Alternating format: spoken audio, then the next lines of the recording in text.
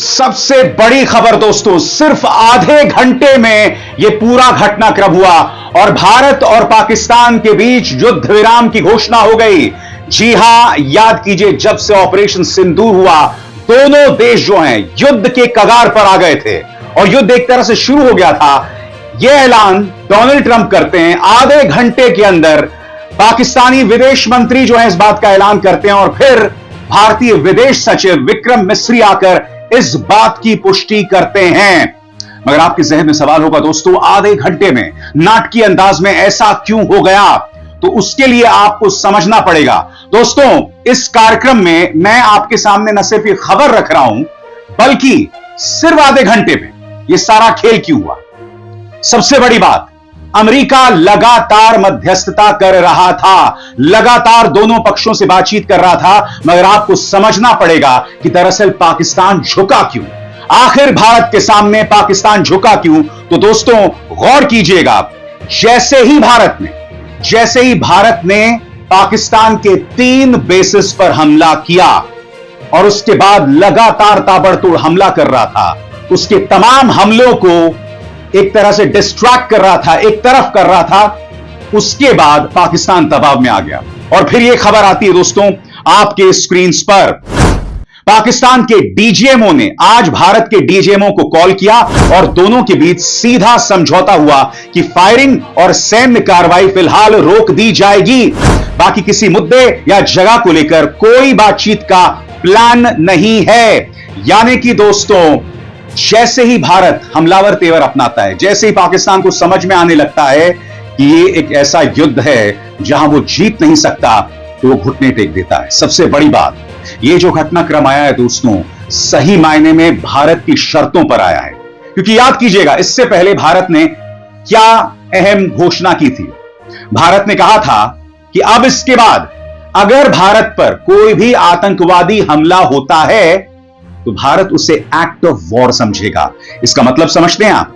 यानी कि आगे से फिर से पहलगाम होगा तो इसी तरह से पाकिस्तान पर ताबड़तोड़ हमले किए जाएंगे। और वो पाकिस्तान जिसे अंतरराष्ट्रीय मुद्रा कोष की भीख की जरूरत पड़ती है, पैसे की जरूरत पड़ती है, और भारत अगर फिर से सुताई करेगा तो आप अंदाजा लगा सकते हैं कि इस देश की क्या हालत होगी। तो एक तरह से दोहरा दबाव था। पहली बात, जिस तरह से 3 बेसिस को नेस्तनाबूद आज सुबह कर दिया गया, उसके बाद डीजीएमओ लगातार भारत को कॉल करते हैं, पाकिस्तानी डीजीएमओ, और फिर भारत का यह कहना कि आगे अगर आपने फिर हमला किया तो इसे एक्ट ऑफ वॉर समझा जाएगा। और फिर डोनाल्ड ट्रंप ये घोषणा करते हैं आपके स्क्रीन पर, After a long night of talks mediated by the United States, I am pleased to announce that India and Pakistan have agreed to a full and immediate ceasefire. Congratulations to both countries on using common sense and great intelligence. Thank you for the attention to this matter.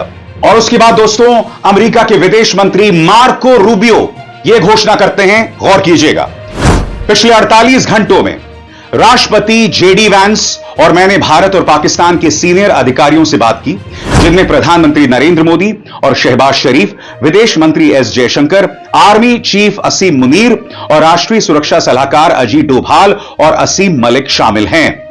मैं ये बताते हुए खुशी महसूस कर रहा हूं कि भारत और पाकिस्तान की सरकारों ने तुरंत सीज फायर पर सहमति जताई है और अब वे एक न्यूट्रल जगह पर तमाम मुद्दों पर बातचीत करेंगे।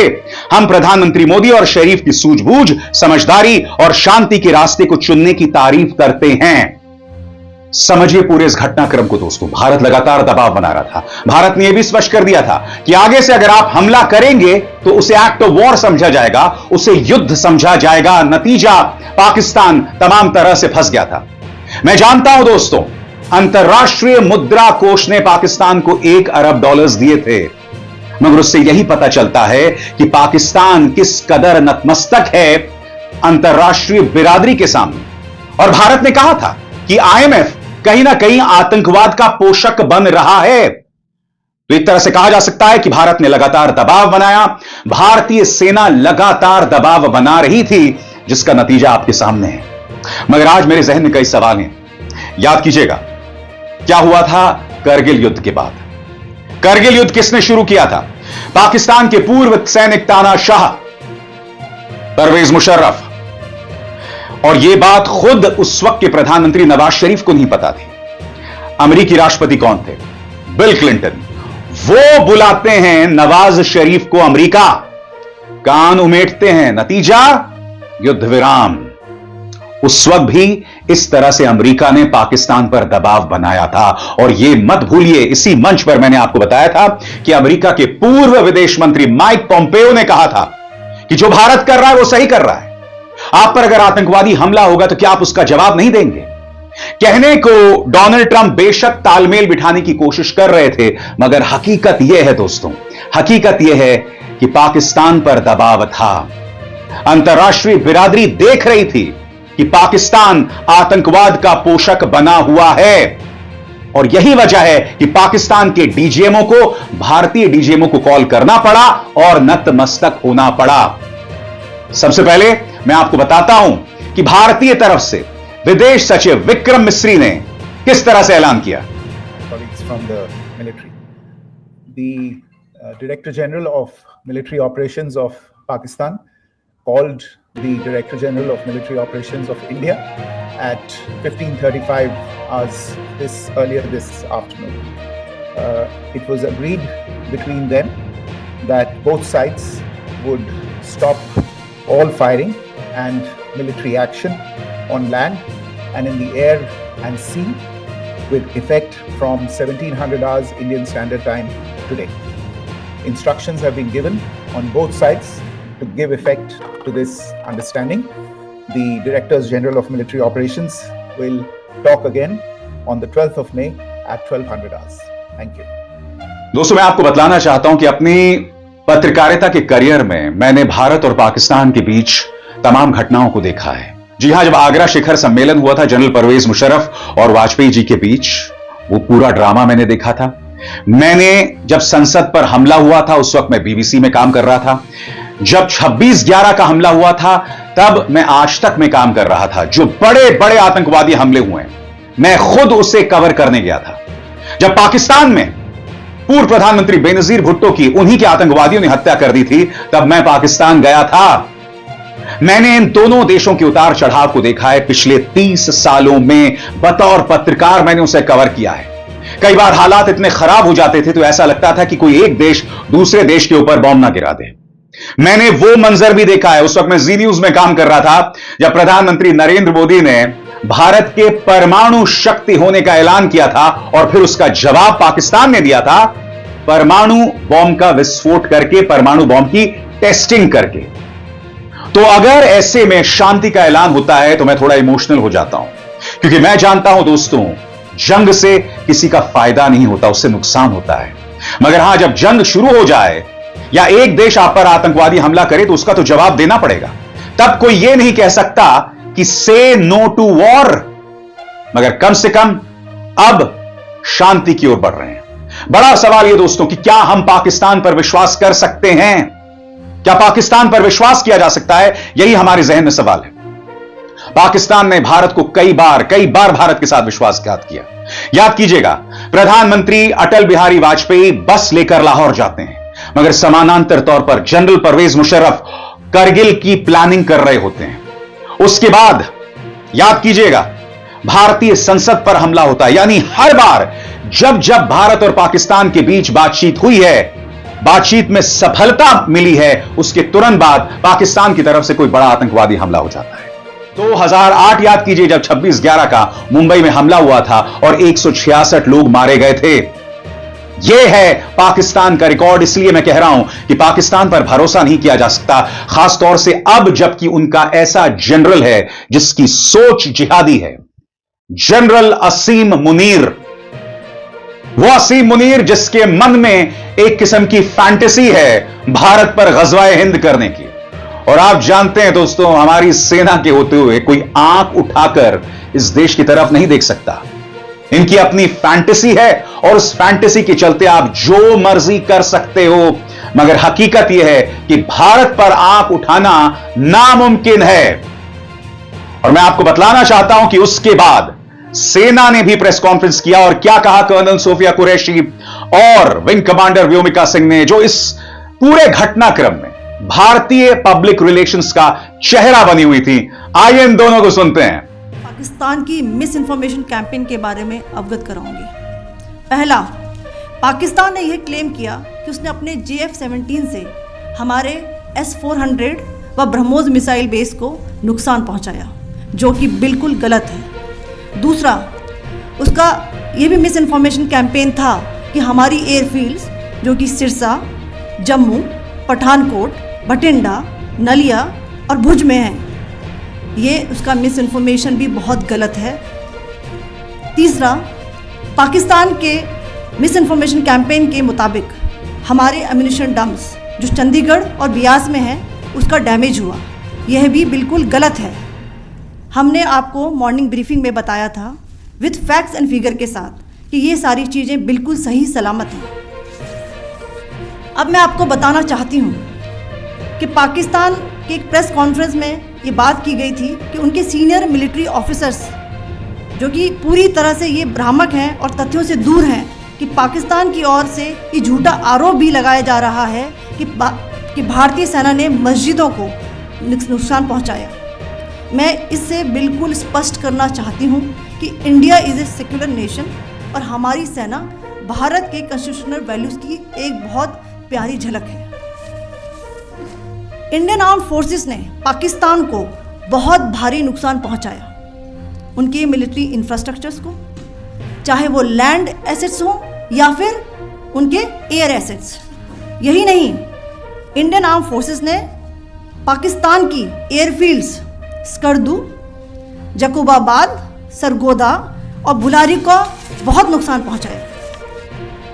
इसके अलावा पाकिस्तान के air defence system, radar system, उनको भी एयर स्पेस में अनटेनेबल किया। यह भी बताना चाहती हूँ कि लाइन ऑफ कंट्रोल के पास पाकिस्तान के command and control, logistic installations और उनके मिलिट्री इंफ्रास्ट्रक्चर्स, मिलिट्री पर्सनल्स का इतना भारी नुकसान हुआ कि पाकिस्तान की ऑफेंसिव व डिफेंसिव कैपेबिलिटी को नष्ट कर दिया गया। अंत में मैं फिर से ये बात दोहराना चाहूँगी, इंडियन आर्म फोर्सेस पूरी तरह से तैयार है, सतर्क है और भारत की संप्रभुता और अखंडता की रक्षा के लिए पूरी तरह से कमिटेड है। धन्यवाद। जय हिंद। मैं बतलाना चाहता हूं दोस्तों, भारत ने शुरू से ही इस मुद्दे पर बहुत ही बेहतरीन परिचय दिया, चाहे कर्नल सोफिया कुरैशी और व्योमिका सिंह को सामने पेश करके, या फिर जिस तरह से भारत ने ऑपरेशन सिंदूर शुरू किया, जो नाम रखा गया ऑपरेशन सिंदूर, क्योंकि इस ऑपरेशन सिंदूर में इस पूरे मामले का मर्म है, इस पूरे मामले का जो जेनेसिस है, इस पूरे मामले का जो चैतन्य है, वो इसमें छुपा हुआ है। क्योंकि सिंदूर उजाड़े गए थे ना, और फिर उसी सिंदूर के उजाड़े जाने को लेकर भारतीय सेना ने हमला किया और करारा जवाब दिया, ऐसे जवाब दिया कि पाकिस्तान थर थर कांपने लगा। आप जानते हैं पाकिस्तान ने कितने मिसाइल छोड़े, मगर भारत के किसी मिलिट्री इंस्टॉलेशन में एक भी मिसाइल नहीं गिरा। और आप जानते हैं पाकिस्तान में क्या हाहाकार मची हुई थी। यह फर्क था पाकिस्तान और भारत के अंदर। मगर जैसे मैंने कहा ना दोस्तों, अब हमें देखना है कि आगे क्या होता है। और मैं आपको याद दिलाना चाहूंगा कि जब 1999 में कारगिल हुआ था और जब नवाज शरीफ चले गए थे अमेरिका और क्लिंटन ने उन्हें समझाया था कि अब आप युद्ध विराम कीजिए, उसके तुरंत बाद वहां पर तख्ता पलट हो गया था। नवाज शरीफ को भागना पड़ा था और पाकिस्तान के तानाशाह बन गए थे जनरल परवेज मुशर्रफ। बड़ा प्रश्न ये दोस्तों, अब जबकि ये हो गया है तो इसके बाद क्या होने वाला है? क्या अब इसके बाद पाकिस्तान में तख्ता पलट होगा, शहबाज शरीफ का तख्ता पलट होगा, या फिर आसिम मुनीर वो जाएंगे? क्योंकि पिछले कुछ अरसे से क्या हो रहा है, जब जनरल परवेज मुशर्रफ देश के सेना प्रमुख थे तब वहां पर सेना की साख थी, मगर पिछले 5 सालों में सेना वहां बहुत बदनाम हुई है। जिस तरह से पाकिस्तान के पूर्व प्रधानमंत्री इमरान खान पर अत्याचार किया गया, उन्हें जेल में डाल दिया गया। नतीजा, सेना इस वक्त बहुत अनपॉपुलर है।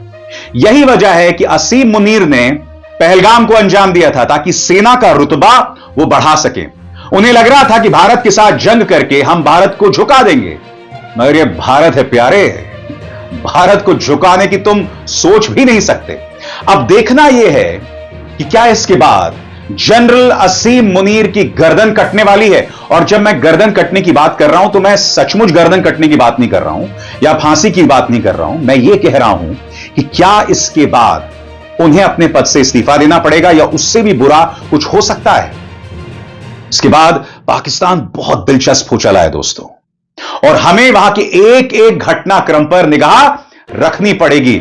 आपको लगातार मेरे मंच पर बने रहना पड़ेगा दोस्तों, क्योंकि मैं आपके सामने इस खबर से जुड़ी तमाम जानकारियां पेश करता रहूंगा। और एक बार फिर आप सबका शुक्रिया, पूरे देश को बधाई इस युद्ध विराम के लिए, और हम उम्मीद करते हैं कि पाकिस्तान बाज आएगा। और जैसे मैंने बताया, मेरे लिए इमोशनल लम्हा है। हम सब शांति का इंतजार करते हैं, और जब शांति हमारे टर्म्स पे हो, हमारी शर्तों पर हो, तो हम उसका इंतजार करते हैं। बहरहाल शर्तें क्या हैं, किस तरह का समझौता हुआ, इस बारे में पूरी जानकारी मौजूद नहीं है। अगले 24 से 48 घंटे में और पता चलेगा, और जैसे जैसे खबरें सामने आती रहेंगी मैं आप तक इसे अपडेट करता रहूंगा। अभिसार शर्मा को दीजिए इजाजत, नमस्कार।